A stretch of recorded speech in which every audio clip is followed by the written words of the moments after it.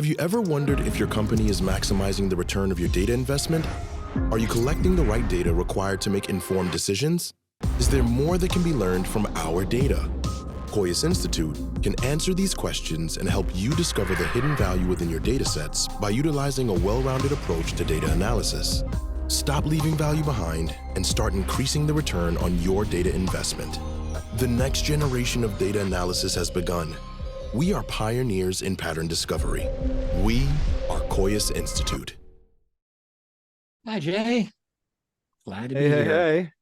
Do you mind if I just put a very, very quick coffee on for myself? no problem. I've just done the exact same thing. You go ahead, my friend. What's your favorite kind of coffee? You one of those? Are you quite particular, or are you happy to take what comes? I drink it black, always. If I go out to a coffee place, I'll usually put some cream in it because I don't trust them. But I make my own coffee black as the night. I would love to get your thoughts and opinions on the hearing. Obviously, this is a pretty groundbreaking and significant step in this process that we've seen for the last few years. So please take it away, Richard. I really want to know how you feel about it and what your assessment of it is and where it may lead. I was surprised the hearing happened at all. Right. So I guess I'll just say that. Throughout most of the first half of this year, I have to admit, I was very skeptical that anything like that really would happen. I don't think any of us were expecting the testimony of David Grush, or at least not too many people were expecting it. I was very surprised by it when it happened, and obviously that triggered the whole thing. At least it appears to. So once that happened, I thought, wow, are we actually going to have hearings? I mean, you look at it historically, we've had a couple of briefings lately. We've had the Arrow briefings. We had a couple of UAP task force briefings, but not hearings. That's a little different. That's where members of Congress bring witnesses forward to talk before the Congress. And we haven't really had anything like that since 1968. It's a long time. And in fact, those hearings, I think they called it a symposium, but they were basically hearings. They did not compare with what we really just had here. This is a much more powerful bit of testimony. And I have to say, I think most folks have been following the UAP or UFO field for any length of time. The impression that I've had is that most people were very impressed, frankly, by what transpired there, what was said. Everyone was, of course, talking about David Grush, understandably, but let's not forget the statements of David Fravor and Ryan Graves. I had a friend and a colleague who's very, very experienced in this world and this field, who said to me privately, well, they didn't tell you anything that you didn't already know. They didn't say anything actually groundbreaking or new. And I don't think that's really the right way to look at it. I think, the things that Grush had been saying were very much in line with long-standing research on the field. I mean, if you've looked into the UFO subject for any length of time, crash retrievals are definitely on the table. That's been something I've dove into for such a long time, and it's a given to me that phenomenon is real. So here's Grush talking about it. But what I said to my friend was simply, it doesn't matter if they're not telling me anything earth-shaking that I've never heard before. What matters is they said it to members of Congress in session and said it to the world. And that's really important. And, a guy like Grush, again, he was criticized because, I mean, you hear this all the time. Well, he wasn't able actually to give up the information that he's talking about. Everything's about a skiff, and people get annoyed that they can't hear the information. Why can't he tell us if he's supposed to be a whistleblower? But that's not how whistleblowing works. Anyway, you're a whistleblower, you are enabled to tell your story, but if you have highly classified information, you have to give it to a destination that's able to handle the classified information, that can actually take it. Exactly. You can't just throw it on the table in a public forum and expect there to be no repercussions for those actions. I was impressed by Grush's way of handling himself and the way he delivered his information, and particularly the people who vetted him themselves. I'm not one of them, but I spoke with Leslie Kane about this. Ross Coulthart is also obviously dove deep into this. And it's very obvious and there's been several others who've talked to me about Grush too, and he clearly has a lot of influential people supporting him, people who are knowledgeable about this. And I have no reason to think that that's mistaken at all. So I think he's the real thing. And I guess the real question will be, is it going to be possible at all for him, or for anybody for that matter, to provide that level of classified information to the public? And I don't really know if there's an answer to that at this point. It doesn't seem like there's necessarily a way to do it other than declassifying, going through the procedures, getting maybe a presidential executive order, which I doubt will happen. So we may be at a point where the public is going to be asked to trust the information that's given by Grush, and that will perhaps satisfy some people, and it's certainly not going to satisfy other people. And I don't know how that deadlock is going to break, other than Congress may be bringing forward more whistleblowers, which has been discussed. Whether that will happen, we'll see. And maybe we can see how the cumulative weight of additional testimony, if we get it, will affect the public situation. So it's going to be interesting to see how it works out. I've heard rumors, people wanting to do another hearing. I haven't really heard anything specific that makes me think it's going to happen definitely, but you never know.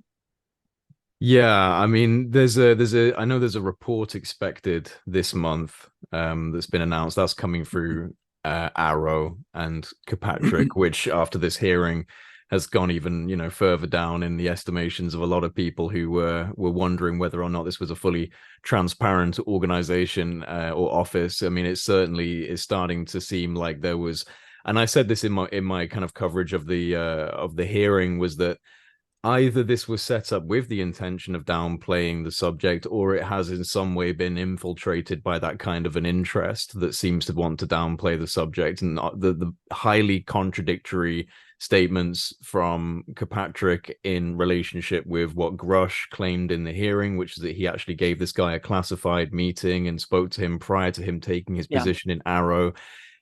I don't hold a whole lot of optimism for this report. I mean, what's your opinion on Arrow, on Kirkpatrick, on this pending report? How do you feel about them? I think your first possibility there is the one that I agree with, which is I don't think Arrow was ever genuinely intended to get to the bottom of this. Having said that, I think we can see that there are competing forces going on even there. So are you saying that Gillibrand and Rubio maybe are not so much on the disclosure side of things as we would like them to be? I don't know about that. I don't know what they really believe personally. I mean, I've listened to their public statements. They're both and several others have become pretty forthright about at least saying, we need transparency. That's their mantra these days. We need to know what's going on. And especially with Rubio, listening to a lot of his statements, I think he's genuinely interested in this subject. I can't see how he isn't, and probably the same with Gillibrand. But no, I think what we were dealing with is, I've been saying this for a while, I think we're looking at a factional battle or a war going on. And you've got two fundamental sides here, and that's within the bureaucracy itself. We're not talking about one faction being a bunch of revolutionaries with gasoline and matches that want to take the system down. That's not what we're talking about. We're talking about two factions that are both very establishment. They're both very much part of the ruling class, if we want to put it that way. And I think they basically share those values. But within any elite, you're always going to see differences of opinion, different factions, and different motivations over certain issues. And I just think that's what we've got here. So a guy like Sean Kirkpatrick, head of Arrow, there's a lot of criticism of him in the UFO community. That's not surprising. I mean, to me, he's a guy who just got stuck in a job it's not a fun job, because it's evident they don't have all of the clearances that even a man like Grush has had. No. That's one problem.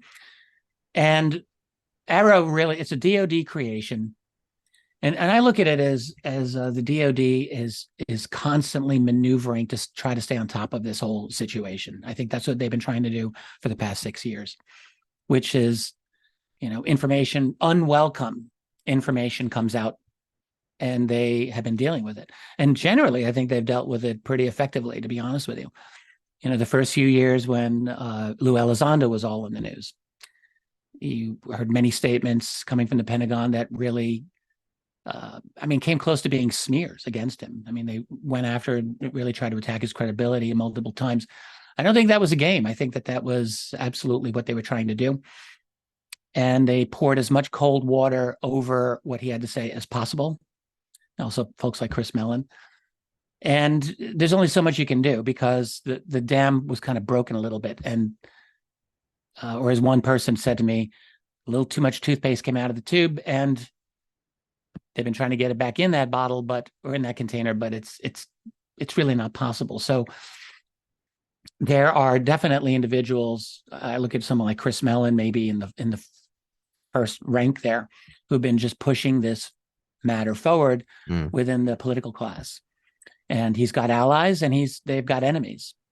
So I think with someone like Fitzpatrick, he's a company man. He's working for the Pentagon, and I suspect he knows what his mandate is. It's not overtly to lie. I don't think that he considers it that way, but I do think he probably sees it necessary to have a very dampened public position on this. So that's, downplaying everything that they've got. And I seriously doubt that he or NASA, which, they're in the game too, are going to produce anything really that's going to be inflammatory toward that. I don't think that they're inclined or going to put anything out there that's going to go against the Pentagon line, which is to minimize this phenomenon as much as possible and to keep it as vague as possible. I mean, even the acronym UAP, think about it.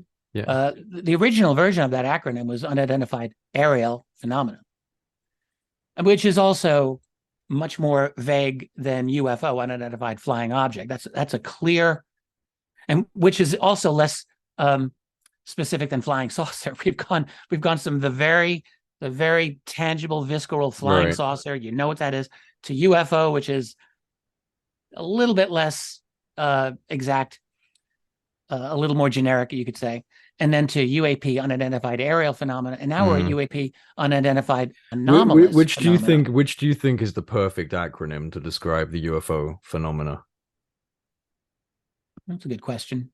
Well, I'm used to UFO because I think it just has had a lot of public recognition. I think it's usually correct. Usually, I think we are talking about objects. The word flying is not always appropriate. These things operate in space. They operate in the oceans. So are they flying there? No, not really. But as a scientific phenomenon, boy, you really got me there. Maybe Unidentified Anomalous Phenomenon is good, or Unidentified Anomalous Object, UAO. Maybe that's better. I think it works in different scenarios. Like UAP, like when it's not aerial but anomalous, unidentified anomalous phenomena. I think that's a fair kind of blanket coverage of all the different potentials here. But then you can get kind of specific. And I think one of the internal ones, when it was getting very specific, was AAV, right? Advanced Aerospace Vehicle or something along those lines. So, they have their own more specific internal acronyms for this stuff, but it's kind of difficult, right? Because it does, like, different acronyms kind of match up with different scenarios, I guess. That's a very good point. But the only thing I'll just say here is that I think the current version of UAP as it has a really effective PR value for the Pentagon.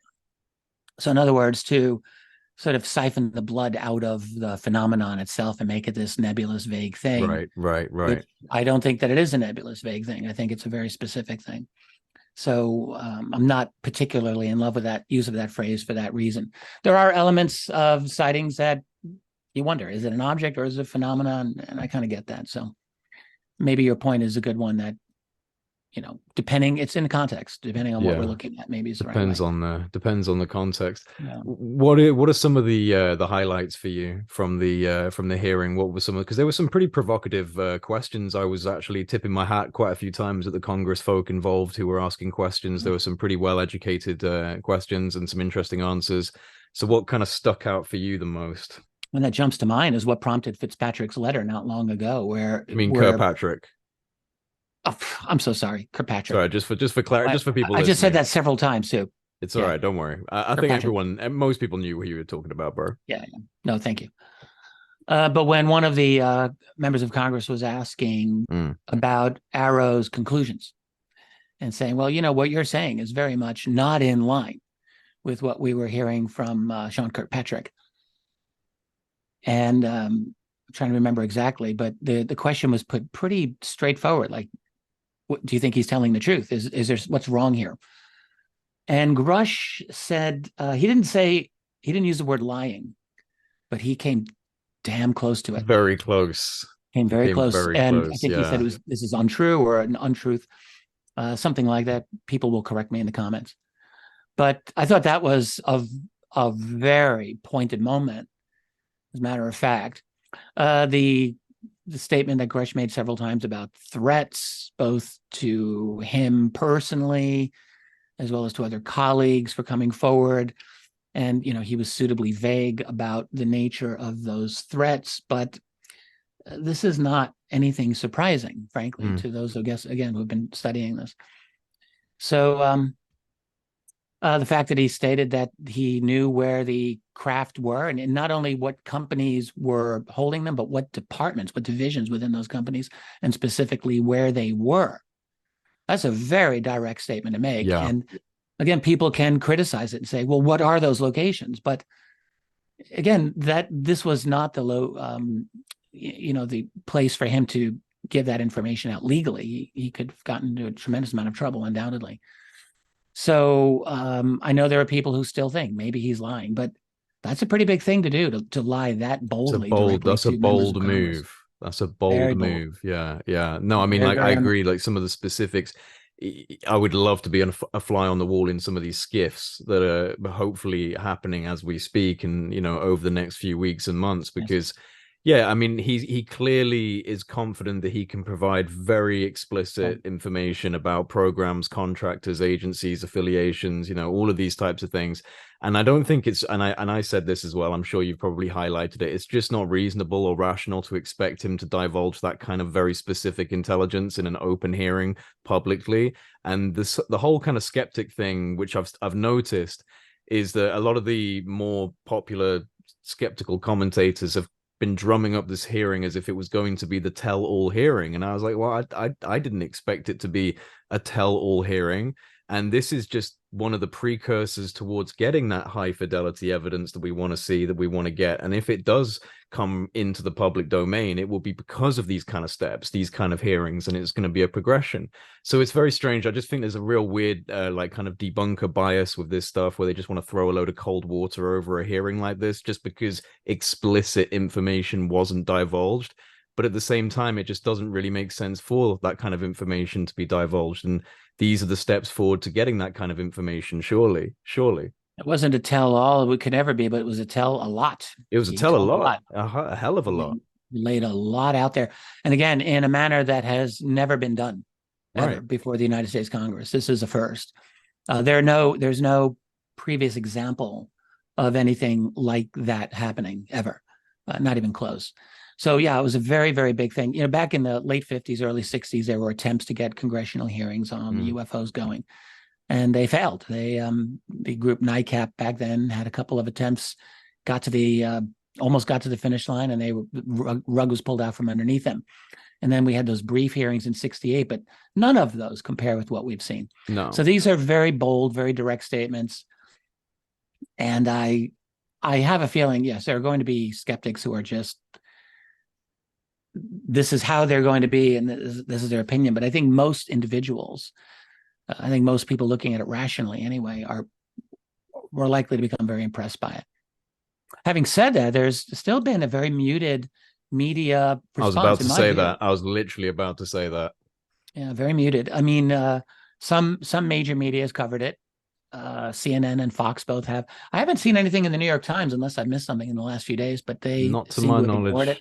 No. Entirely. Washington Post ditto. So you've got this factional battle that I keep talking about, I think is playing itself out as well within the mainstream media, which in fact is an arm of that same establishment, obviously. So I think we're seeing the same types of differing opinions and attitudes coming forth throughout much of the major media. Yeah, But still, well, I'll just say, like, I don't know how it is with you and your friends. Not all of my friends are into the UFO UAP subject. I'm sure the case is the same with you. And I've got a lot of friends that I talk to who are, I think, otherwise very on top of worldly things. And they haven't really, this has not gotten into their consciousness. It's really not gotten onto their radar, many people. So there's, I think with the media coverage, it's been very dampened. And again, this speaks to me that you've got the national security apparatus is still doing a very, very efficient job at continuing to manage this narrative.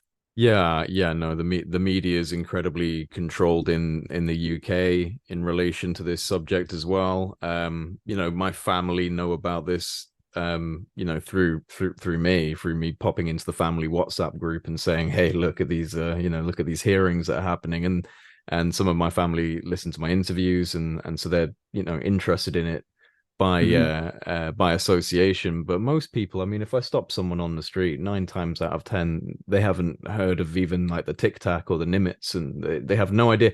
I said that recently. I was at a pub with my friend, and we were both interested in the subjects. We were talking back and forth about everything, and then just as we were leaving, these two guys who had obviously been sitting close enough to kind of overhear all the weird things we were discussing were like, what are you talking about? Can you just kind of give us an idea of what this is about?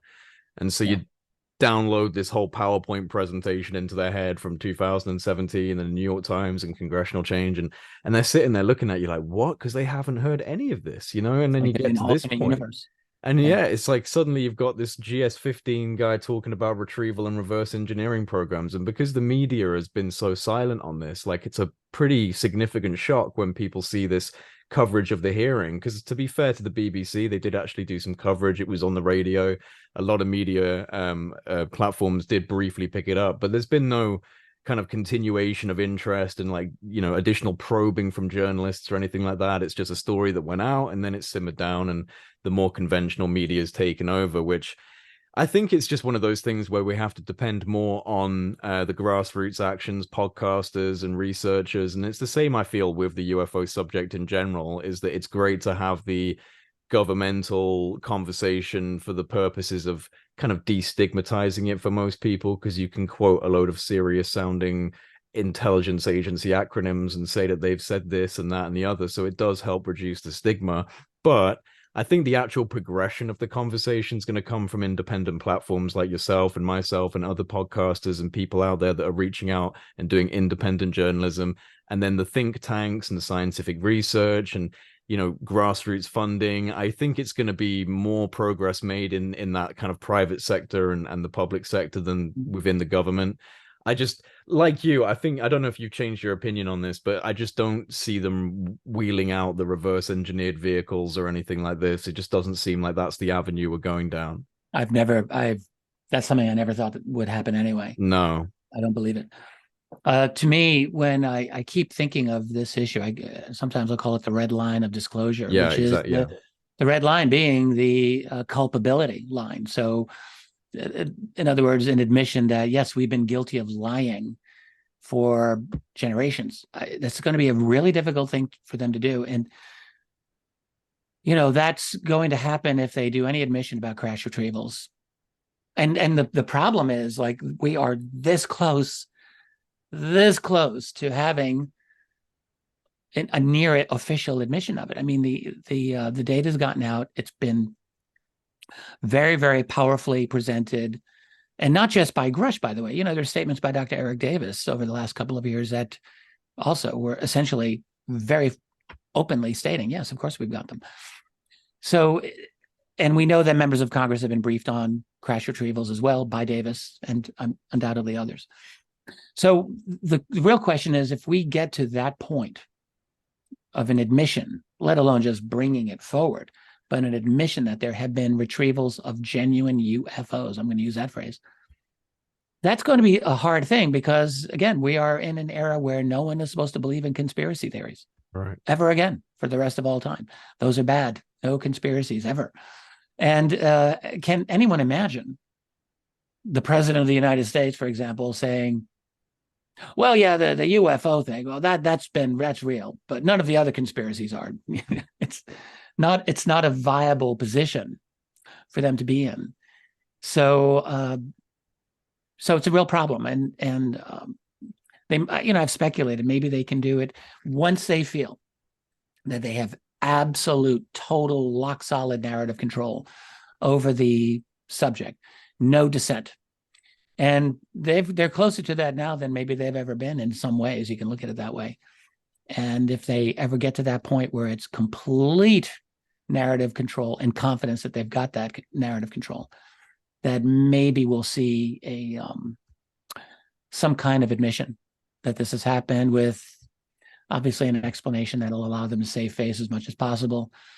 But even if they do that, it's going to be difficult, because if you let that cat out of the bag, so to speak, that we have exotic acquired technology that does not come from this civilization, the obvious question is begged: who are these other beings? Where do they come from? What do you know about them? How far have you gotten with your research on it? What have you been hiding? I mean, yes, we have an incredibly compliant media, but is it really going to be possible to keep that from being raised more and more pointedly by people? And that's a very difficult position for the establishment to be in, and I just can't see them wanting to do it while they're in the midst of putting through basically a global revolution before our very eyes. I just don't see that as an easy proposition for them. So it's going to be, it's the real drama of the next year and perhaps beyond, is where will the crash retrieval or acquisition of ET tech, might be a better way of putting it, where will that issue stand as we move forward, and how, if ever, that will make a genuine breakthrough in the form of an admission by the U.S. government. I think they're the ones that have to be making this, as far as I can see. I mean, given the fact that we've had this hearing, and this kind of language is now on a congressional record. In fact, it's even on that legislation. I've got it because I retweeted it when I was going through Twitter this morning. The UAP Disclosure Act that was passed on the 27th, and part of the language is disclosure of recovered technologies of unknown origin and biological evidence of non-human intelligence, brackets A, exercise of eminent domain. The federal government shall exercise eminent domain over any and all recovered technologies of unknown origin and biological evidence of non-human intelligence that may be controlled by private persons or entities in the interests of the public good. That's provocative language, man. Like, do you think they're going to get far with this? Like, is there a possibility that they could get those kind of statements officially, like you just said? So I think it's still a provision in the bill. I don't think it's been officially signed yet, but let's assume that it will be. And I think in that same provision, they gave 300 days, if I'm not mistaken, for contractors to come forward with that. Which, if it's passed, if the NDAA is passed when it normally is, I think that would probably put it into September of next year. Which, by the way, is right before the U.S. election. Interesting timing there. Right. That will play out. What I would suspect is that the provision will get signed. It'll probably go into law. But what do we think the odds really are that a private contractor, Boeing or Lockheed or Raytheon, are going to say, "Oh yeah, well here's our information. Here it is." Of course. I think there's going to be it's not my community. I don't know those people directly, but I have a very difficult time imagining that they're just going to fold up the game and walk away from the table and give everything over. Yeah.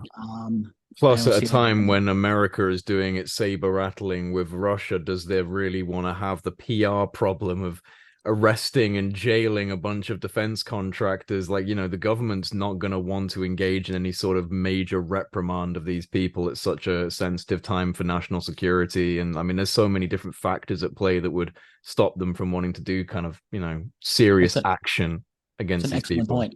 Yeah. Excellent point. Yeah. They won't.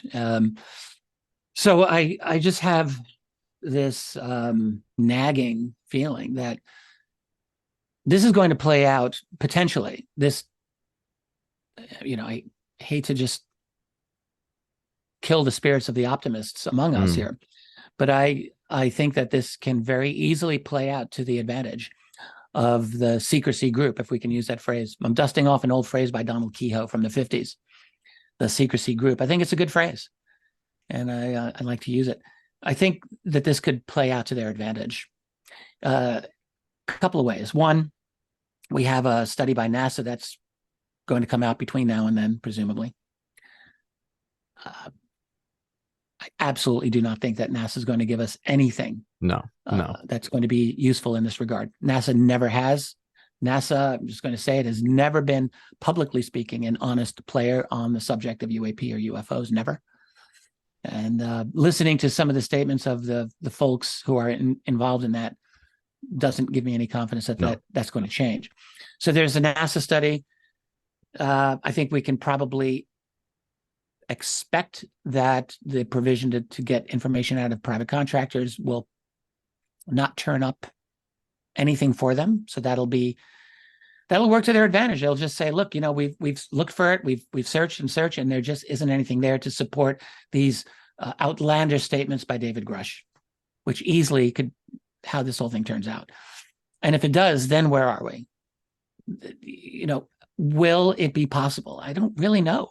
Will it be possible for that secrecy group to be able to maintain the lid on this phenomenon to their satisfaction? It is still possible, even after all this time, all that's come out. They're still playing some very good defense and coming in with some offensive plays every now and then. So there's a long way to go before we get that ball down to the other end of the field, it seems to me.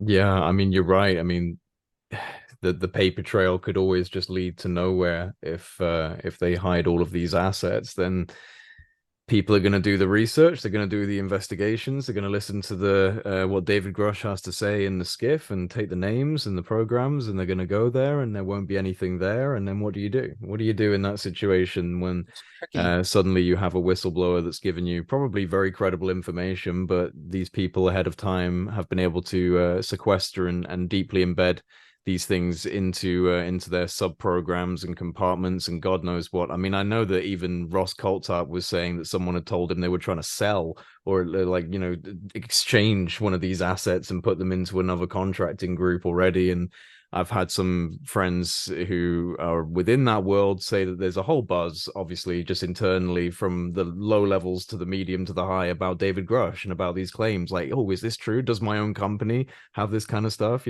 People talking about this internally. So it's not a closed situation where they can just privately investigate and suddenly catch these people by surprise. This is all being announced ahead of time and giving them enough preparation to I would imagine make these things disappear in a puff of smoke or up into space.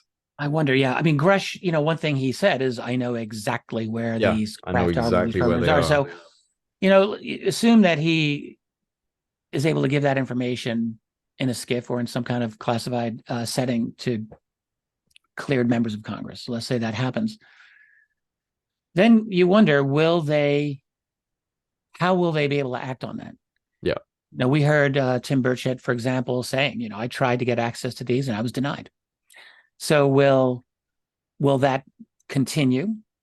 Even after a member of Congress may be cleared to get some information from Grush, are they going to be cleared to go further and actually visit these facilities or get some kind of, absolute confirmation for themselves? I don't know.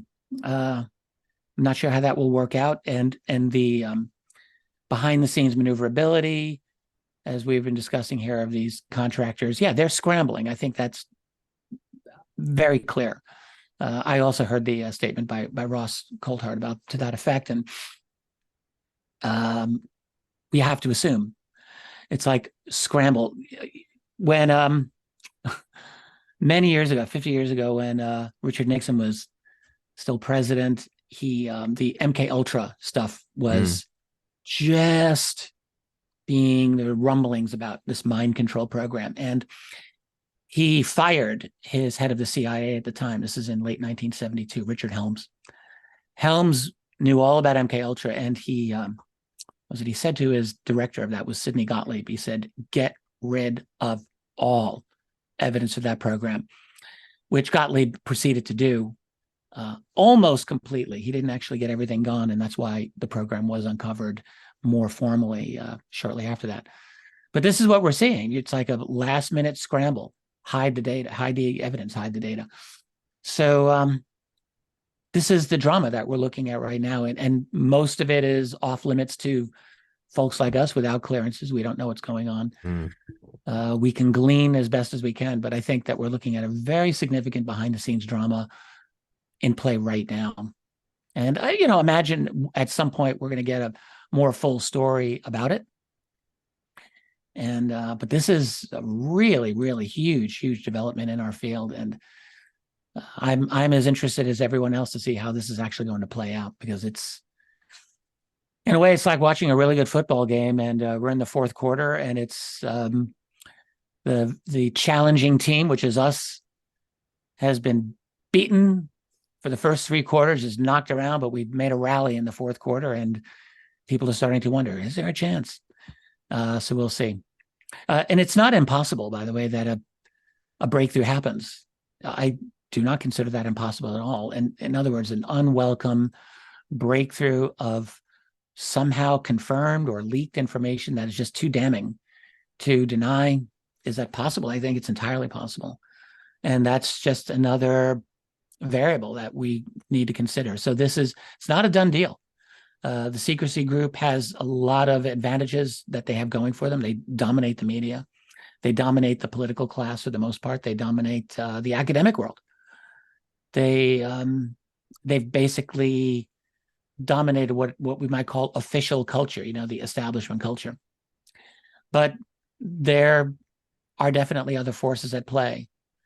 I'll just take this chance once again to reiterate my view that what we're not seeing is a kind of diversion or false flag attempt by the deep state to divert attention away from other issues. I've heard this many times. I don't think that is the case at all. I think if we were looking at a genuine false flag that was directed as a high-level op, whether by CIA or by the military intelligence or whomever, it's been 5-6 years now, basically, and there's certainly no fear in the general public for an alien invasion. That has not happened. I mean, you would think with an actual false flag, one of the key things that with any of them is you have immediate narrative saturation of the public, whatever it is, and we're not seeing that. We're not seeing this overwhelming talk of threat. I hear people saying all the time, well, they're emphasizing threats. Well, who's emphasizing threats? You've got the old TTSA crowd, essentially, Elizondo, Mellon, Grush. Why are they talking about threats? Well, I think there's a couple of reasons for that. One is that this is a potential threat. That's just the reality, my view. I think people who say, well, they haven't blown us up, they haven't done an Independence Day scenario, they could have done that, and they haven't, so they're not a threat. I think that's incredibly very superficial way of looking at it. But also, I think the reason that you hear the phrase threat mentioned when it is mentioned is my take on it. It's good PR for them. You want to get the attention of very complacent members of Congress. You've got to shake them by the shoulders and say, will you please listen? This is serious. This is a potential threat. This, in fact, was exactly what I wrote in my histories of the UFO subject, UFOs and the national security state. I brought up one after another military engagement with these objects that it's not that the objects came out blasting laser beams, but they were violating sensitive airspace. They were doing things that were not supposed to be allowed. That is a potential threat. If you're a military person, you have to take it as such. Well, sorry, go ahead. No, that's it. So I think, but where we haven't been seeing talk of threat in any significant way is from the Pentagon itself. I mean, they've mentioned this from time to time, but that's never been their main thing. It's always been to downplay, in fact, the extraordinary nature of this phenomenon, to make it seem comprehensible, to make it seem that maybe this is some adversarial technology, without, and they've been very, very clever about this, without explicitly pointing the finger at Russia or China, because that would be a huge geopolitical mistake for them to do so, and it would not be credible. And the Yeah, entire diplomatic world would laugh at them. So no one would believe it. So they can't do that, but they can play this little game of indirectly talking about adversarial threats as a potential, but they're not talking about aliens. no, no. And I mean, I talked about, I discussed this as well because I think, like you, I agree that there's a necessary level of kind of political linguistic strategy at play here, where they're using the kind of buzzwords that will obviously activate the mechanisms of bureaucracy and the national security state and the different intelligence groups. And yeah, it makes sense. And we've seen that from 2017 up to now. So we've had a fair few years of this bureaucratic language and potential national security threat. And it is absolutely a potential national security threat if intentions became hostile, because they've demonstrated their capabilities are far beyond our own. So yes, I mean, obviously, if they became hostile, it would be an enormous national security threat for the world, a global security threat, not just American national security. But I think my issue with it is not so much that they're talking about that, because that's necessary, but there's like zero counterbalance. And I discussed that when I was breaking down the hearing, is that whenever they're talking about a threat, or would you be able to defend yourselves, or, you know, is this a national security threat? They say yes, yes, yes, which they should absolutely say that.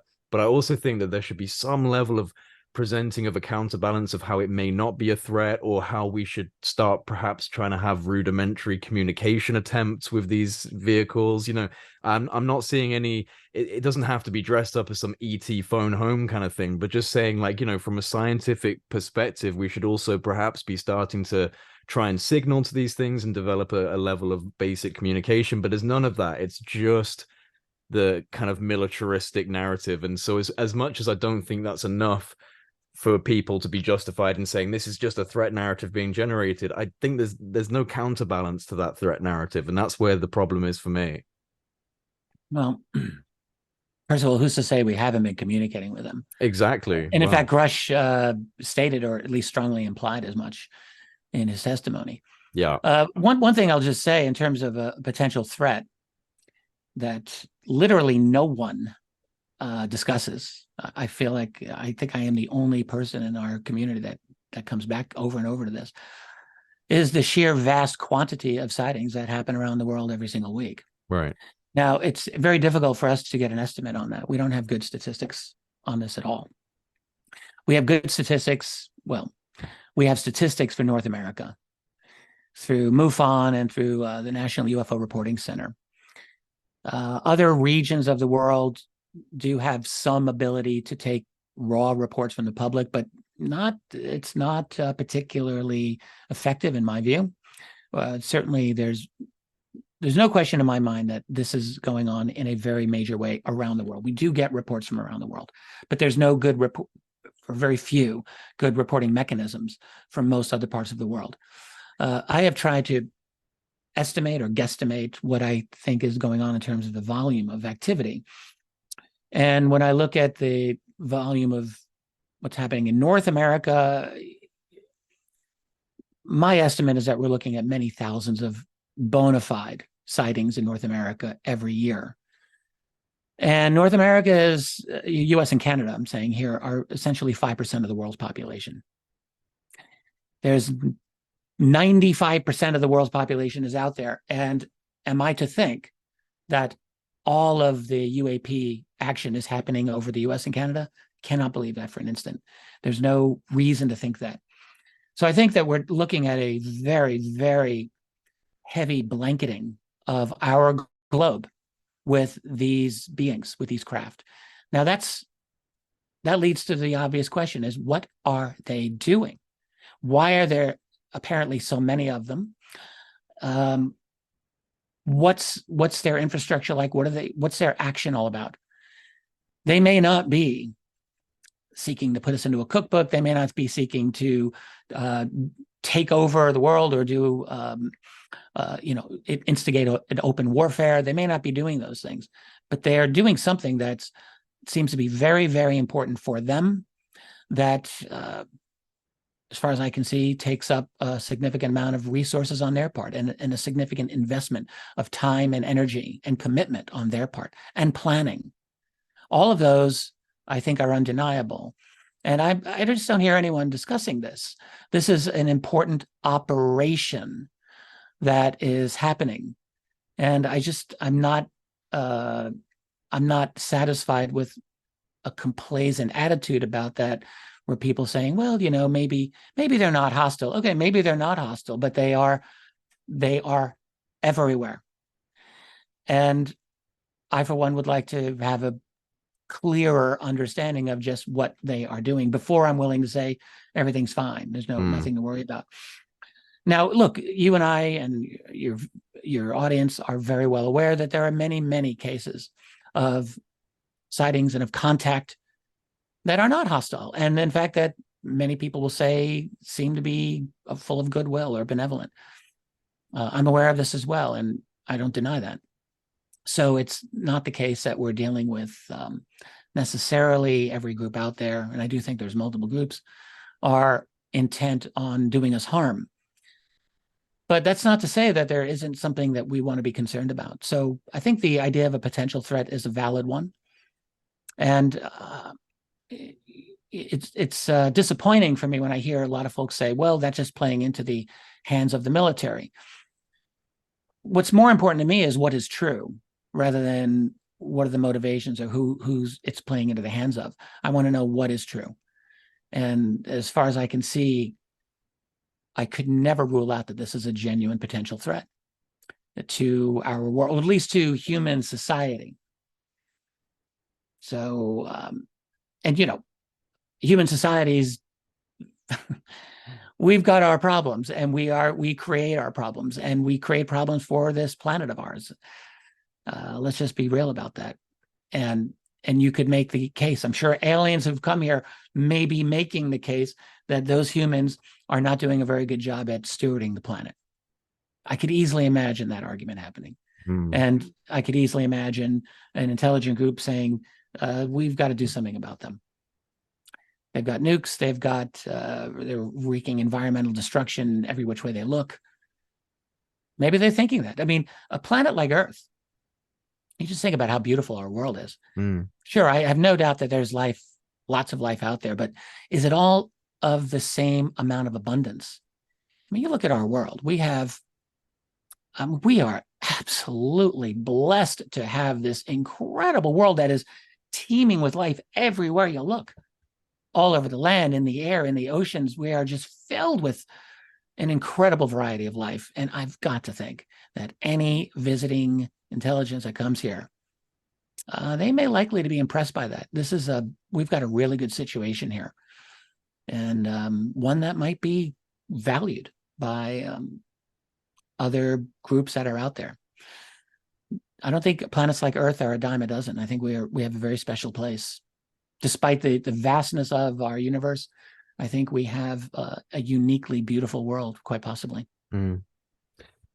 Yeah, I wonder if there's something that had a hand in the development of our species. If we look back on some of the older, more ancient theological stories of the gods coming down from the skies in many depictions and bringing us out of the clay of the earth, so to speak. If there is something that's had that hand in our development, then perhaps at least one element of this, and this is all just spitballing, but perhaps one element of this is the culminating of a sentient species, and that there's this kind of peripheral interaction. We don't directly interact to a point that will change their trajectory. We just kind of maybe prevent them from completely annihilating themselves in this process towards sentience. And then I think about the different highly disruptive avenues that are opening up at the same time as the conversation about UFOs, where we're on the borderline of the quantum world with computation. We've got artificial intelligence increasing in sophistication. We've just recently had some pretty significant breakthroughs in room temperature superconductivity. So we're at this very interesting boundary line, evolutionary, from an evolutionary perspective, of where we're going to go next. This is the moment that the sci-fi writers would call, the edge before the singularity is going to occur. That this could be the transformation of our species. And if that's true, if we're entering into some sort of next phase of our evolution, and it's this interesting bio-quantum technical matrix, and also our sophisticated models in consciousness and studying the novel effects of consciousness. This is becoming more important now as well. So you've got all of these meeting factors, and UFOs, and I've said this so many times, tie into all of these things, tie into quantum computation and artificial intelligence and consciousness and the strange effects of non-locality. So it feels almost like the UFO subject and the UFO is this shining example of when all of these things meet, you can culminate a technology that can traverse the dimensions of space, time, and the mind. And are we at the edge of that type of evolution? And is that why we're having this acceleration in disclosure and perhaps even an increased amount of these phenomena occurring around the world? Well, I mean, do you think, because it does feel, at least to me and a lot of other people, that we're at the edge of a pretty fundamental transformation if we don't destroy ourselves? You raise a lot of really very important themes in that last statement of yours. Short answer is yes. I think that's exactly what's happening. So the UFO phenomenon has hit us in a big way, really over the last century, a little bit more when I look at it. And that coincides perfectly with our exponential rise of technological capability. I don't think that's a coincidence. A lot of the earlier writers in the 40s and 50s theorized that they came here because of our possession of nuclear weapons. I think that's a part of it, but that's really not the full story. The full story is the broader technological trajectory that we've been on since we've really discovered how to exploit science in a significant way, and that's the key. I want to go back to something you just said a little earlier, which is the ideas, I think you were hinting at this, have we been tinkered with in our own has there been some past? manipulation? I've wondered, I mean, we've probably all wondered this. I wondered this a lot. And in fact, I did openly make that suggestion in one of my recent books, The Alien Agendas. I talked about this a bit.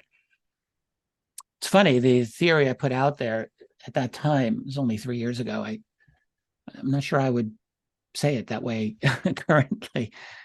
But I'll just say this. A number of years ago, I became really obsessed with trying to understand the best I could the answer to that question. You know, there's a hole in our ancient history, I've always felt.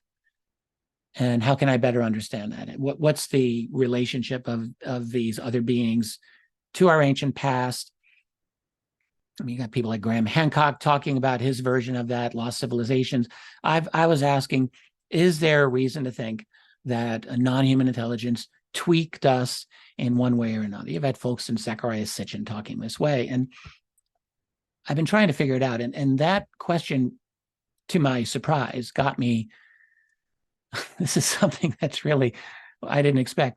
Hang on, Richard, I don't know why, but you suddenly went on mute. I accidentally muted myself. Muted yourself. Just take yourself back 5 seconds if you could. Yeah, so sorry about that. That's okay. Well, I just, in order to answer that question, like, is there a hole in our history, our ancient history? I wasn't expecting, but I got really deep into paleoanthropology over the last 5 years, which is basically the study of human origins on an evolutionary basis. And it turns out I have been following that field as closely and carefully as I can. It's absolutely fascinating. And in fact, that field is in its own revolution going on. They're discovering new things all the time. And so I've been asking, how can I understand what these professionals are learning in their field with any kind of ancient holes in our history? And the thing is, the more I look at what they are uncovering, it's harder for me to see just where we would have been genetically tweaked. I am not saying it is impossible. But when I look at the evolution of human consciousness, for example, to my way of looking at it, you look at where human beings were 500,000 years ago, 400, 300,000 years ago, the development of spear technology, the development of bows and arrows, and development of rudimentary graphic symbols and this type of thing. It seems to me that it follows a path, and I'm not sure that I'm seeing aliens having tweaked us in that regard. It's possible they have. It's entirely possible that we've been observed. In fact, I think we have been observed by some group over a long period of time. Whether they've been tweaking us or not is another question. I mean, you even look 100,000 years ago, there were multiple types of human species that were living on this planet. Human beings were not the only ones. There were Neanderthals, there were Denisovans, there were the little hobbit people, I think, were still around in Indonesia, Homo floresiensis. Well, they're still around in North Wales. All right, well, there you go. In other words, there were a variety. There was even the archaic Homo erectus that seems to have survived until a little over 100,000 years ago. We were, in other words, living alongside these other variations of human beings. And so could you see an alien species taking a look at that, thinking, they're all doing pretty well, but this Homo sapiens group, they've got a little bit more potential. Let's do something for them. Maybe that happened, maybe 50 to 70,000 years ago.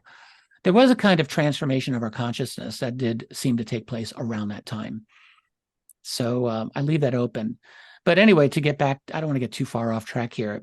It is something that just fascinates me. I was going to take you even further off track, because I was going to say, well, I like the stoned ape hypothesis. I think that is, the stoned ape hypothesis. Yes, Terence McKenna, yeah.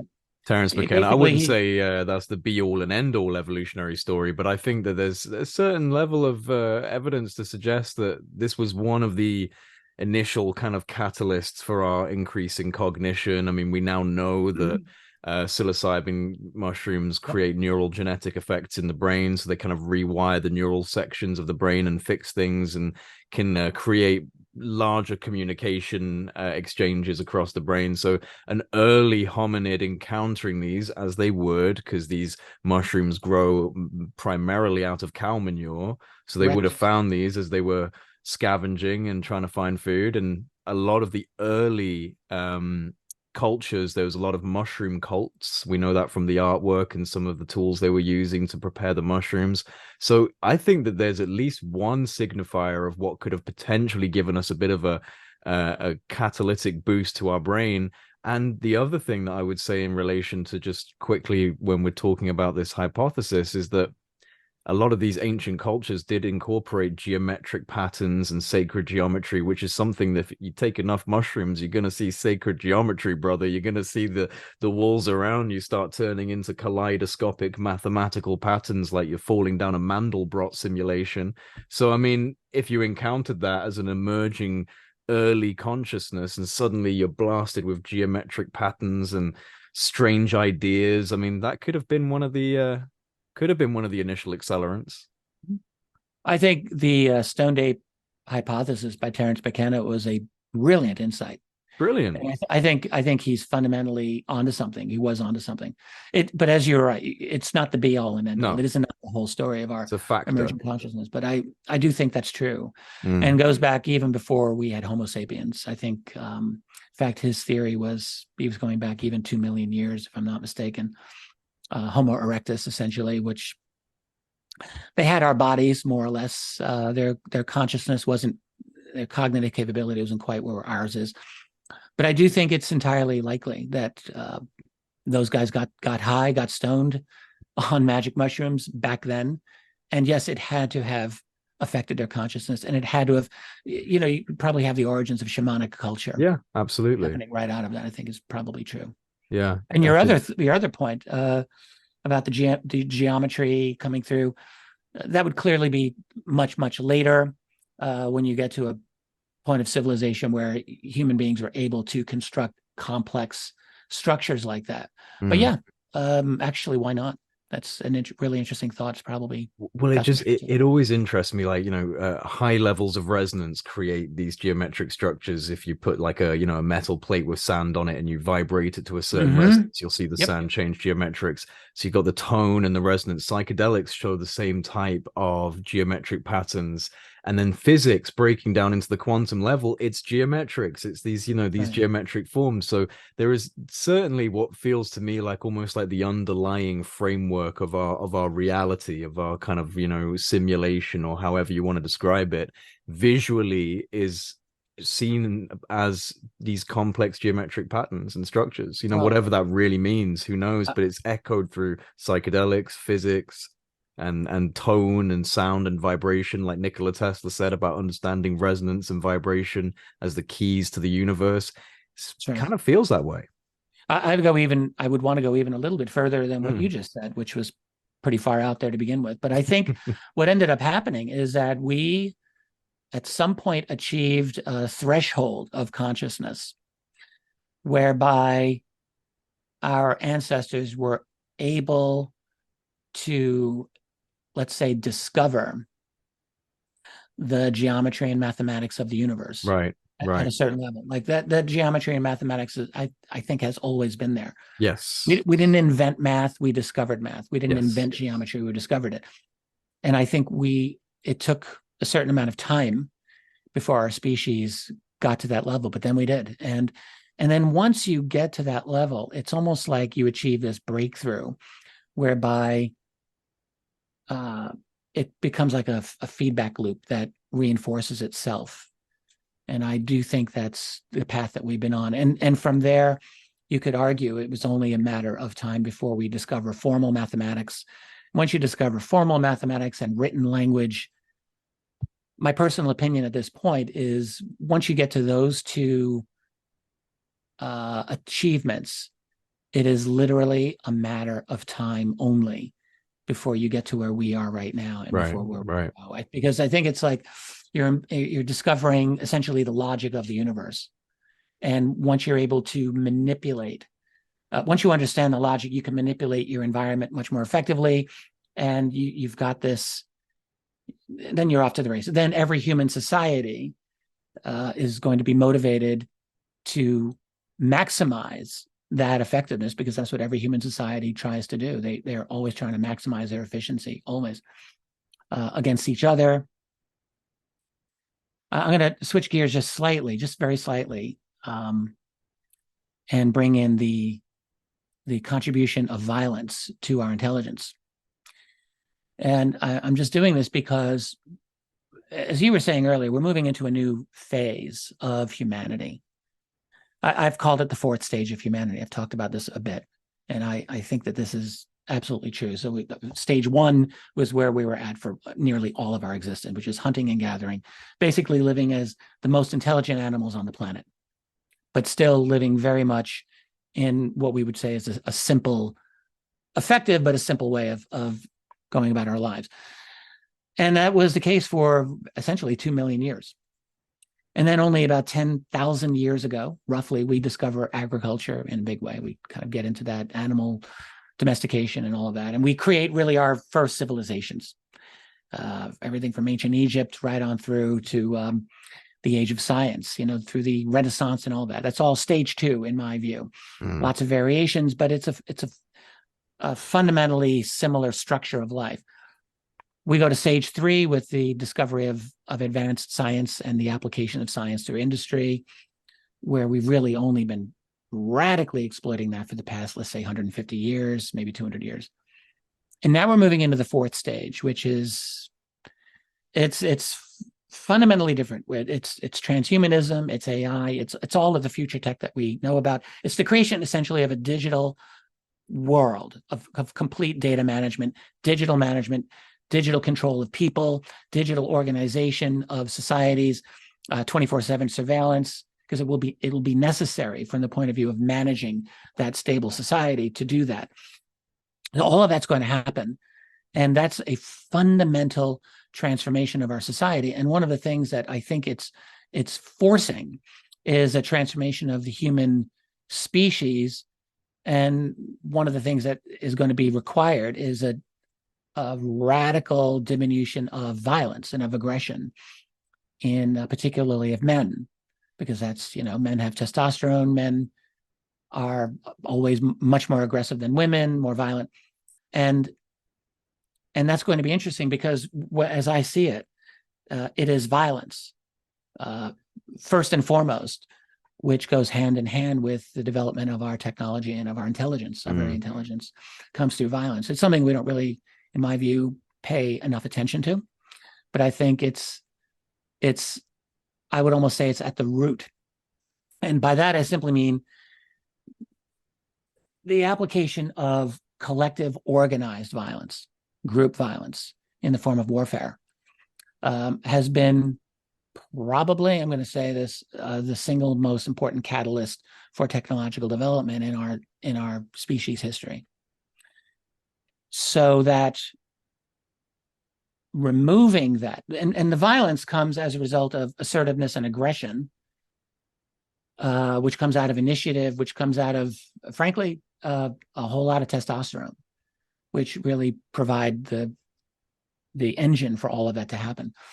And so I wonder what, it's not that human society can't exist without that necessarily, maybe it can, but something else is going to have to drive the management of the species. Maybe we'll stop developing new technologies at some point. Maybe we'll hit a plateau. That's entirely possible, by the way. We tend to think of progress as indefinite, but it may not be that way. But I think we're looking at a major transformation of what we are into something very different. And by the way, something that may be much more amenable to any visiting extraterrestrial or alien intelligences here. They may very well be what we are becoming. I often suspect that. Yeah, I get the sense that we need balance. I'm not one, because these days just being a man is toxic. It's like this whole toxic masculinity thing. I don't agree with that. I'm proud to be a man. You should be proud to be a woman, whatever it is. And I think that any attack on the character traits of a gender is a bit of a weird one to go down. So I'm not a fan of that, but I do think balance is needed. We do live in a very male dominated society in terms of global strategic kind of movements and how nation states act towards each other. I mean, just look at the posturing between the US, the UK, Russia. I mean, it's all male dominated leadership. And it's all embedded. It's embedded in the DNA. It's the primate chest beating attitude. That's what it is. Well, I mean, that's what we're seeing. I mean, I'm not here to defend male violence in any way, but I mean, when you look at the development of human society, you go back hundreds of thousands of years. Of course, they were male dominated. Of course, they were. You have a small group of human beings. You don't just have other humans to worry about. You've got wild animals to worry about. You've got danger everywhere. And those societies required strong men who knew how to kill animals to be the defenders of those societies. It was absolutely necessary. Yeah. There's no other way around it. And so those societies were male dominated and they evolved. Male patriarchal societies isn't just even a relatively recent thing. It's embedded. It's at the deepest levels of our very being. Now we're in a form of society now, this what I call the fourth stage of humanity, in which this is a different, all that old aggression. By the way, we're getting a little bit away from aliens, and I'm happy to fine. Like this, look, I'm not just an aliens guy, Richard. I like to talk about all sorts of things. Yeah, but we're moving into a society in which that need to defend against wild animals and all of those other things that's not part of our world any longer. And so the amount of aggression that men traditionally have had just by the very nature of their being is an unwelcome development in this new society that is coming out. So because it's when you have, I mean, think of it, you're moving to a society of total digital control of the entire world. Is it really going to work to have a bunch of hyper aggressive, independently minded men? No. Who are like, saying F you to the government, F you to society because they're strong, independent men? No, of course not. That is not going to work. And so I think at bottom, that's actually the fundamental, the biggest factor that is engaged in the transformation of our society and indeed our biology. I think that's going on. Well, I mean, one example of that is the difference between what people see on TikTok in the West and what they see in China on TikTok. That's because that's one of the apps that's really permeated the younger generational cultures. And it's responsible for a lot of the kind of energy intake of the younger generation. TikTok, TikTok, TikTok. I'm not And familiar with the difference. I'd like to know. so, well, I mean, I Yeah. mean, in the West, I mean, so much of it's just permeated with just, nonsense and stupid videos and just dumb content. But in Mm. China, it's scientific, it's educational, it's like, a lot of stuff. So, and this is a Chinese developed app. So there's just little things like that where it's like, yeah, this really does feel like there's a weakening of an entire generational mindset and kind of, hypnotizing people into being stupid. You ask And yourself who's going to be dominating the world in another 20 years. I think it's an open and shut case. yeah, well, they've got the long-term game plan strategy, and we don't think in the same way. At least, leadership doesn't think in the same way in terms of long-term strategy. So China is gearing up for that kind of world domination aspect. And to be honest, the West is deteriorating. I'm seeing a lot of that from Western Absolutely. governments and the UK and the US and Oh my other God. elements of the The West Western is almost a done deal at this point. it's bad. It's really bad, It, and it's and but this is the thing as well. People forget that we're not outside of history. History is written by the rise and fall of civilizations and cultures and different types of ways of living, and we're not outside of that. We're still in that. This could very well disappear and be replaced by an entirely different system, and we're seeing that with the World Economic Forum and with these different groups that want to try and shift different kind of democracies and processes that we would consider as fundamental rights, and they want to move us away from that, and they absolutely do. This isn't a conspiracy theory, and that's what frustrates me, because I know you've talked about this. You've talked about the World Economic Forum, the Great Reset, some of the elements of control and authoritarianism that came around through the pandemic. Like, these are all elements that are absolutely visible if you do your research, and you shouldn't even really have to do your research, because it's just apparent. A lot of it is just quite apparent about our world now, and so it is worrying, and you wonder where it's going. And I do think you're right about there needing to be some level of a shift in mindset. And I would go back to saying that balance is important. To use a spiritual term, the whole divine feminine and divine masculine, these yin and yang elements, the black and white, up and down. There needs to be a balance on the world stage. And I do think that that's important, but we're taking it down the wrong route of kind of feminizing men or making everyone have to submit to a type of ideology that would remove the need for any sort of masculine energy. And I think that's the wrong approach. It's not about suppressing this stuff down all the way to the bottom. We just need to find the right balance between our two complementary energies when they're working in tandem, instead of out of equilibrium. Yeah, I agree with that. I think that this is an interesting conversation. I think the feminization of men is not happening because you've got some radical activists out there trying to promote it. I think it's happening because that message is actually welcome Right. to people in the WEF. It's welcome Right. to those people who consider themselves the visionaries of the world that they are creating, which is essentially a technocracy. And so again, they don't want traditional masculine men in that world. Not so, but on the other hand, there's definitely a reaction against that. You've got the entire non-Western world that is pushing back. You have China pushing back. You have Russia pushing back. You have a lot of Africa pushing back. You have a lot of the Muslim world pushing back on it. So it's not really necessarily a done deal that this is going to happen. But the Western model for this, I think it's very clear what they're trying to do. And that'll be another really big drama that we're going to be seeing over the next decade or two, how that's going to work out.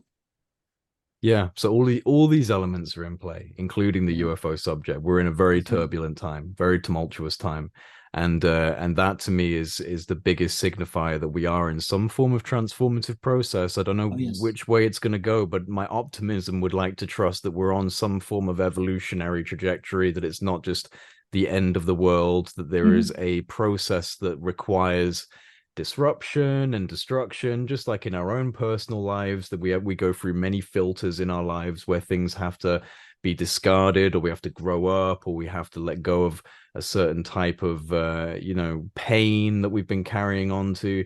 It's all necessary on an individual and a collective level. And I think that to me has always been pretty provocative evidence that we're heading towards something else. Is that, yeah, it kind of feels like things are collapsing and falling apart around us. We are. So there must be something we're going towards. You know what I mean? We definitely are doing it, and you know, I'm an evolutionist. I definitely, you know, when you look through the long history of our species, we clearly have evolved physically, physiologically, and cognitively, and neurologically, and that's never stopped. It didn't just stop once we discovered fire. It didn't just stop once we discovered agriculture. It has continued.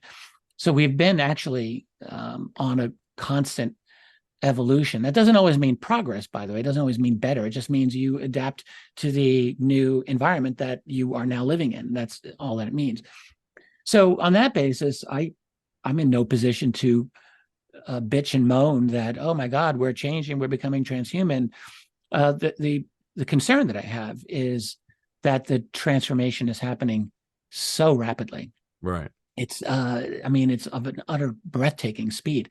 We were talking 1 to 2 generations. We're looking at this massive upheaval, this transformation of our world. And I'm not just talking about you know, male female issues thing. I'm just talking about the whole thing. I'm talking about whole thing, especially the digital control and the centralized management of, because that's really what we're seeing, a centralized management and control system is put into place, happening so fast that it's attempting to create a big human anthill.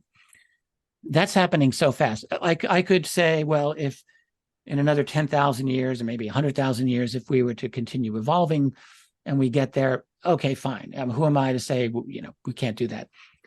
But it's just such a rapid thing. And it's unsettling, you know, to someone who grew up in the before times, which I definitely did. I grew up in the analog world. And so I find myself looking around like, what just happened? Who took the upgrade? I didn't get this upgrade. Everyone else has got it. So it's disconcerting, but hey, the world doesn't really care what I think. It's going to go on and do what it does regardless. And I think in a sense, you are right that we are moving toward something very new. Whether it's better or not is another question. That's a valuable judgment. I don't know if I think it's better, but I do think it's happening. 30 years ago, I remember there was the co-founder of Sun Microsystems, Bill Joy is his name. I don't know what he's up to now, but this is in the early 90s, the early days of AI. And he was a big industry leader. And he said, we have got to stop this AI development.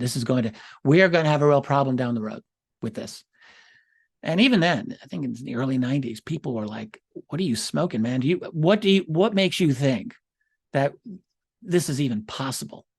And of course, it wasn't possible. It was never possible to stop that.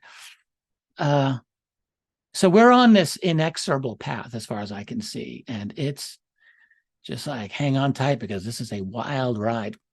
And to get back to the presence of others, if we can call them that, in our world, I don't think it's an accident. No. That they are here in large numbers now. As I said earlier, I think that we can just use a loose term. They've been here a long time. Yeah. When I look back over some of the earlier UFO accounts, I'm a big fan of the book Wonders in the Sky by Jacques Vallée and Chris Haubeck. It's one of my favorite UFO books. I tend to go back to it frequently, and they just go through the long history of very well-attested sightings, some better than others, but they did a very nice job at collecting them. And some of those, I think I'm very persuaded, were genuine UFOs. So I think we've been monitored, but I do not believe anywhere near the extent of the last century. So I think something changed.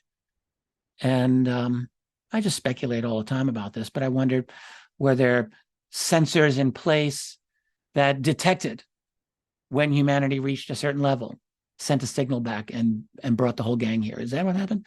That's what, to me, seems like is entirely possible. Because you really, when I look, I'm in the middle of a book project now. I haven't done anything for the last month on it, but I'll get back to it. It's a history of USOs, so underwater UFO phenomenon. And with that phenomenon, when I try to look at the best water-based cases, it's unlike with aerial phenomena. I think really excellent USO cases start relatively late in our history, as far as, I mean, confirmable ones. I'm talking 18th century, 19th century. There may be some earlier, but they're tough to find. So I think something happened in a big way in our modern era to get someone's attention, and I think explicitly because they must know. I think that there must be a kind of universal progression of how a species that develops higher consciousness and that has the ability to have fingers with graspable hands, that has the ability to manipulate its environment. That combination, you get to that, I think it's an inexorable march to unlocking the keys to the universe. And we are now on the fast track to doing that. And I think they know this.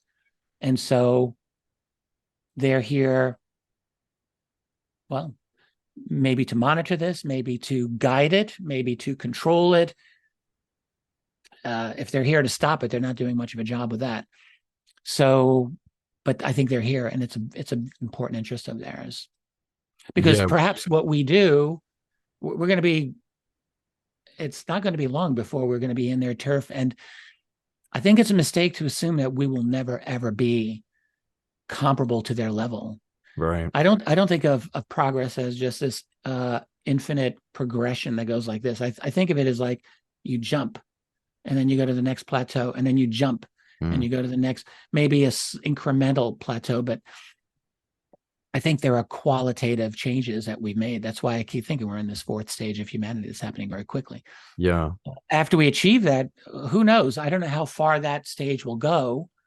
I'm sure it will go much farther than it has, but will it get to a stasis at some point at which we achieve a kind of parity with some of these other extraterrestrial civilizations? I think it's entirely possible. Yeah, and maybe one of the concerns is that as we're edging closer towards the quantum AI evolution, we're still gripping our nuclear-tipped missiles and potentially taking that with us into this new domain. It's like, are they evolved consciously, empathetically, spiritually, whatever you want to call it, enough to handle what they're about to go through? Because right now they're still poised to destroy each other with their weapons of mass destruction. So it's, is this a threshold that we will inevitably cross, laying our weapons down and moving into the sunlight? Or are we just a little bit too tribalistic to deal with the shit that's coming down the road now? And this evolution into this new domain might happen with us taking a bunch of baggage with us.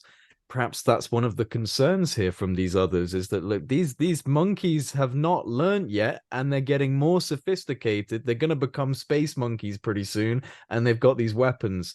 I mean, are we ready? Are we ready? Yeah. I wonder about this. Are we ready? These other beings, I don't know how aggressive or not they are. Maybe their physiology makes them less aggressive than us, but that doesn't mean that their society isn't aggressive. Right. I think societies, I'm looking at human societies because that's all I can really know for sure. There is an imperative for those societies to have a certain level of aggression historically, because if they haven't, they get wiped out. It's that simple. I mean, you could have a peaceful society that exists for a certain period of time until you run into conquistadors. And by the way, those native people weren't particularly peaceful to begin with, but some of them were. But when you run into another society that's got the ability to coerce you because they want resources, because they need those resources for their use and so forth, they'll just find a way to do it. Aliens may not have the level of aggression that we have, but I would pretty much assume they're used to getting their own way. And I'll also assume that they probably got to where they are, at least in their past, through a lot of aggression. I have to think any advanced alien species at some point became the apex predator of their world. I have a very difficult time imagining how they would have developed advanced tech without having been able to dominate their own planet first. All the other animal and plant species and what have you, I'm sure they figured out their own way to do it. I mean, look, we don't think twice about having dogs and cats for pets. We don't think twice about having little birds in cages. We just do it because we also are used to having our own way. Right. You could say that's an act of violence against other creatures or whatever, but I think I would be shocked if extraterrestrial species do not look out for their own interests. They may have learned that having nuclear weapons is there are better ways of ensuring compliance. I mean, for them, they clearly have an outstanding ability at mental manipulation, cognitive manipulation of human beings. So maybe that's a better weapon. Maybe they don't need nukes for that purpose, but I think they're used to getting their own way. So now, perhaps we can say they've learned to be cooperative. But of course, we've learned to be cooperative. We just include a lot of aggression and violence in our cooperation. We're cooperative creatures. We're very cooperative creatures, in fact. But we've got a definite edge to us, which has been our driving engine. It's been the driving force in our success as a species.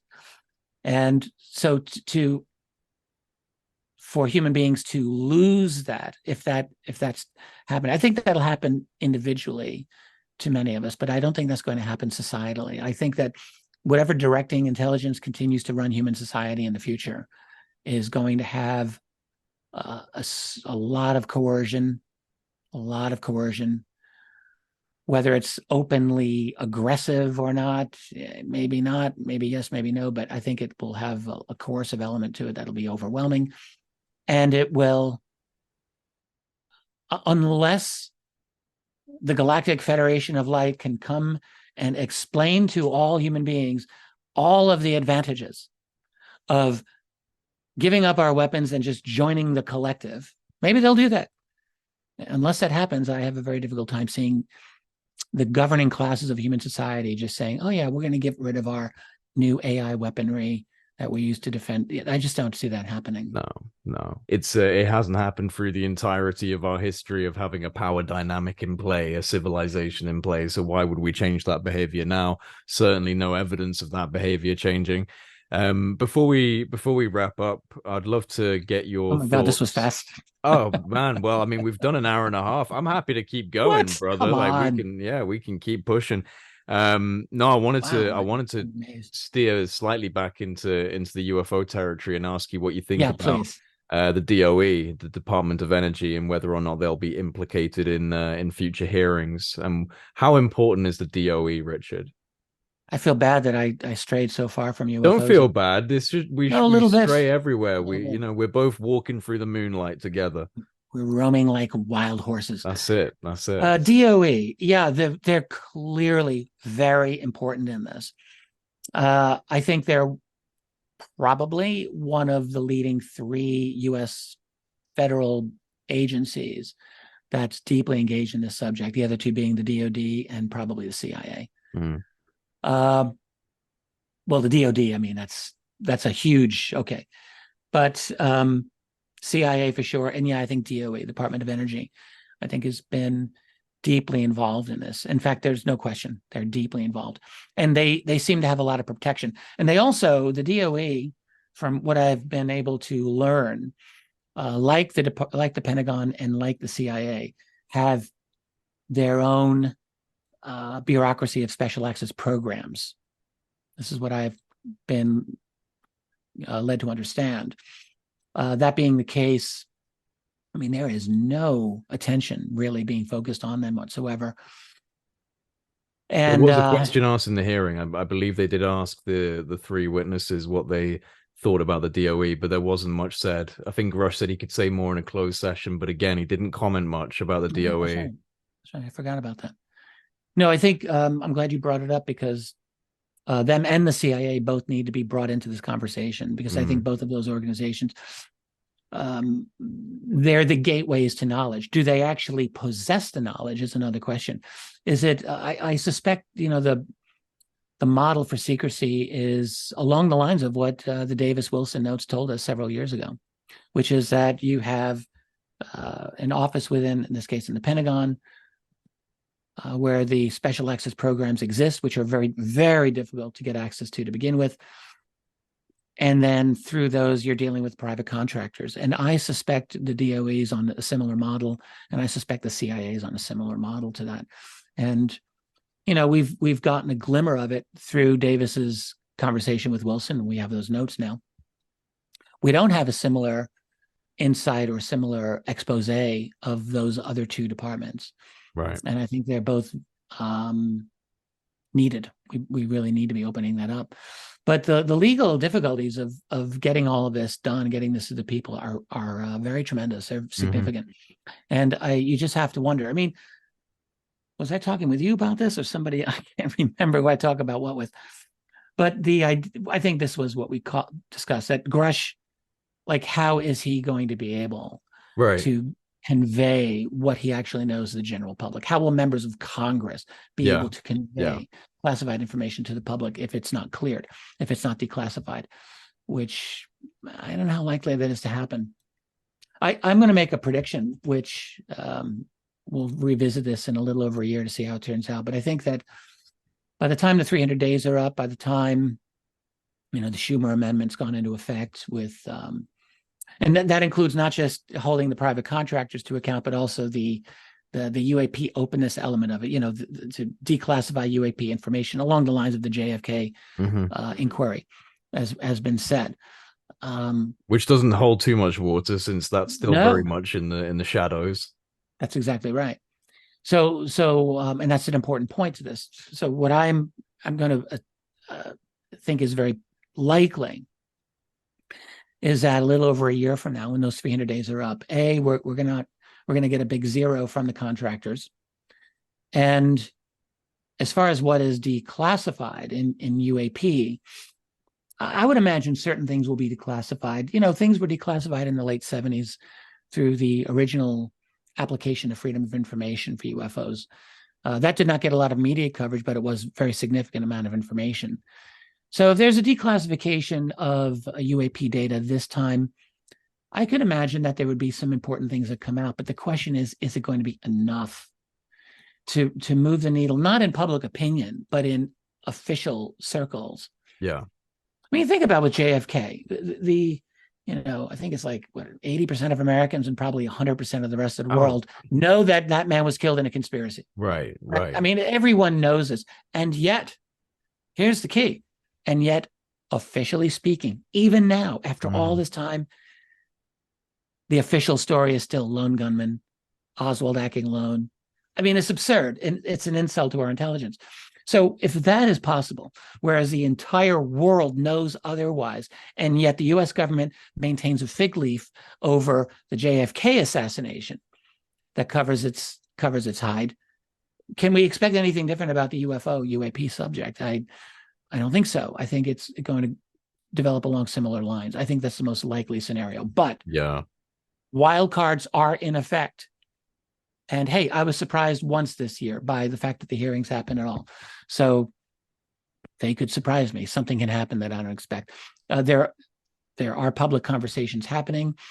There is a growing public skepticism over the government position on this. I think a growing public belief that, there's something going on with this. This does seem to be real.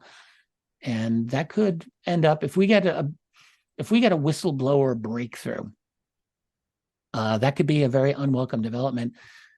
And I keep wondering,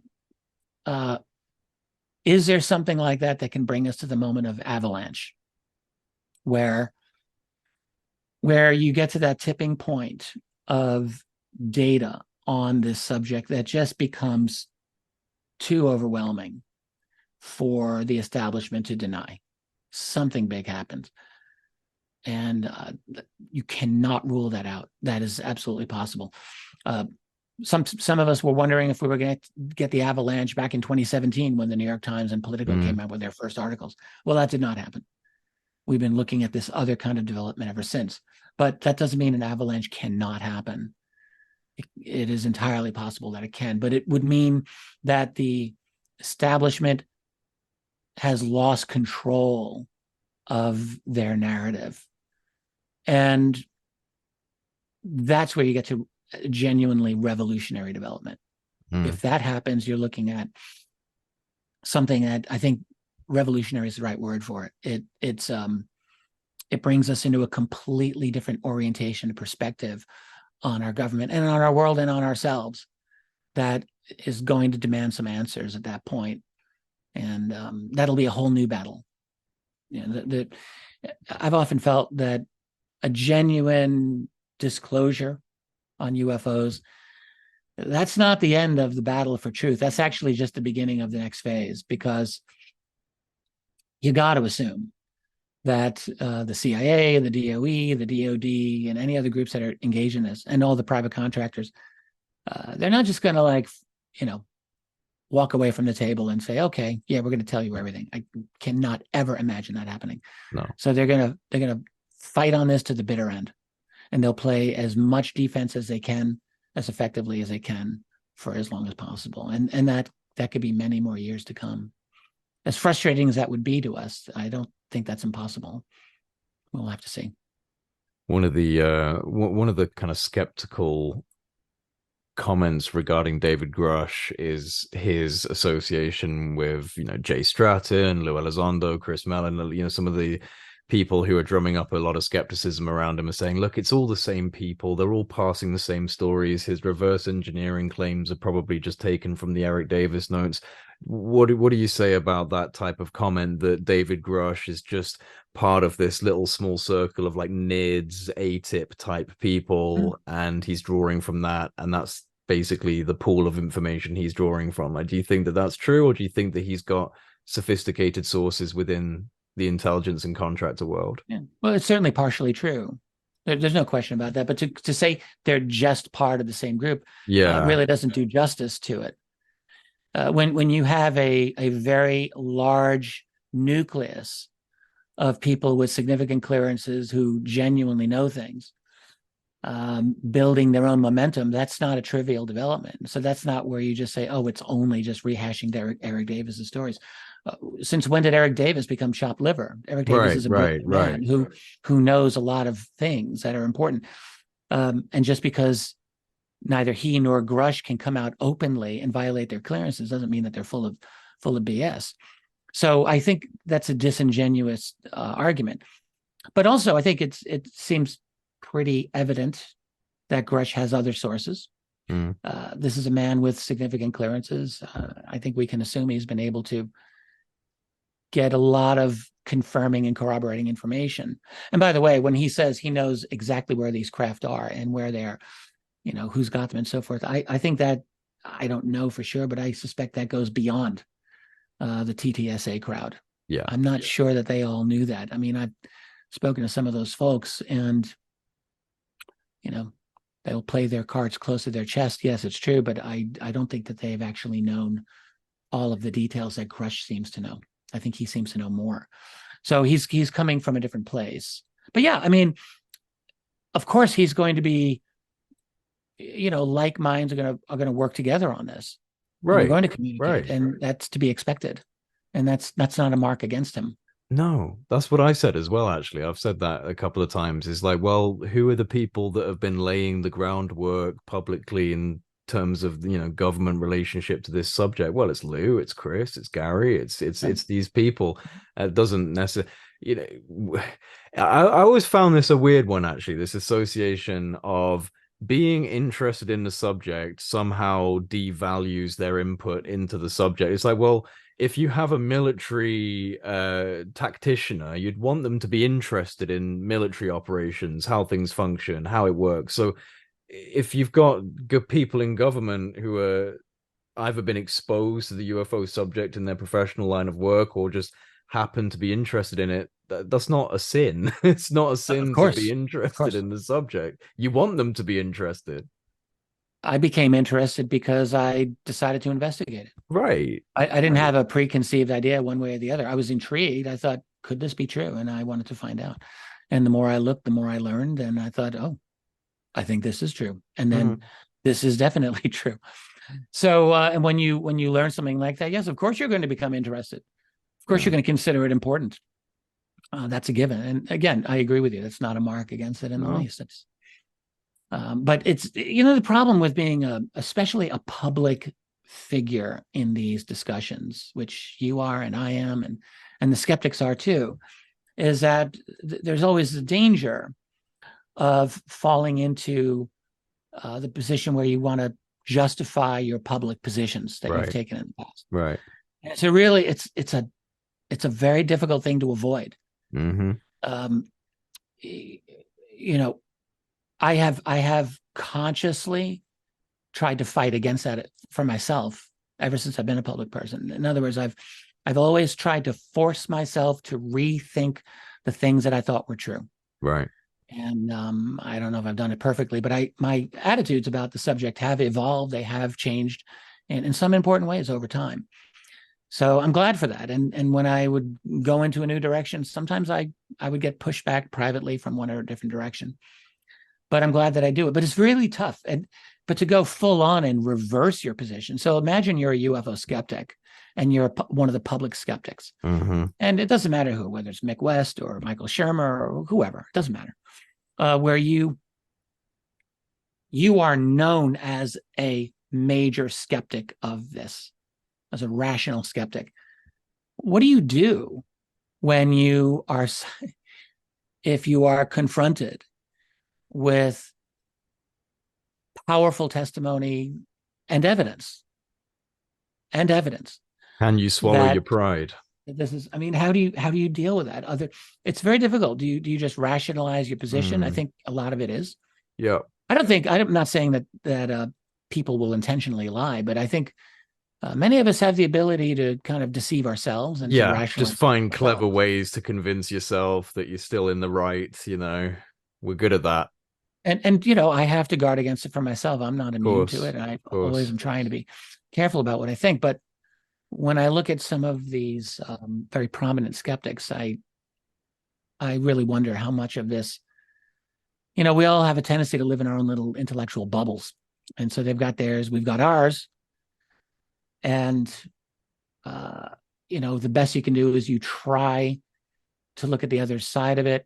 I try always to look at the skeptical side of any UFO case, always try to, and ask myself, is there a conventional way we can explain this? But some of them are just not conventionally explained. No. I just have to say, just not even close. No. And so, so that's where we are. Where the skeptical positions will be in another year, another 5 years, another 10 years. That's another interesting thing to see, how this drama is going to play out. But we are in a major drama here with this subject. And I listened to alternative geopolitical analysts all the time. A lot of it related to the war going on. And, Me too. Yeah, and sometimes I'll listen to them cast aspersions at the whole UAP hearing, and they'll say, "Wow, just a complete distraction." Distraction, yeah. I think there's just such a general distrust in government now that when something like this comes along, people have a very difficult time believing any of it's real. It must be a smokescreen. It must be a distraction. And you do have to convince people, actually, there is something to this, and you should still be skeptical of the government, and you should definitely still be skeptical of where this is going and the narratives and the agendas that might be at play. But there's a real phenomena. There really is something going on here, and that's worth paying attention to. But I think this is probably a good place to round this up. We've gone through a few different conversational avenues, which I always love doing with you, Richard. Whenever I talk with you, we end up going down some novel routes. I appreciate what you do, Jay, in your podcast, and the quality of the interviews that you conduct is always just stellar. Thank you, Richard. You've got a really good, calm, thoughtful way about you that just brings out, I think you often bring out the best in the people you interview. That's really nice of you to say. I'm glad to be able to come back here. Yeah, well, you're always welcome. And I'm sure the comments below will reflect that. Yeah. Well, people like seeing us get together, man. And I've said this a couple of times. You really did give me a pretty significant boost early on. You had me on for your interview on the Eric Davis notes and everything that was happening at that point. You gave me a shout out. You've always been very supportive of me, Richard. So, no, I hold you in high regard. You're one of the one guys that I still consistently, whenever you drop something, I listen to it. And I have my morning coffee, and I find you a very easy person to listen to in this space as well. So the respect is entirely mutual between us.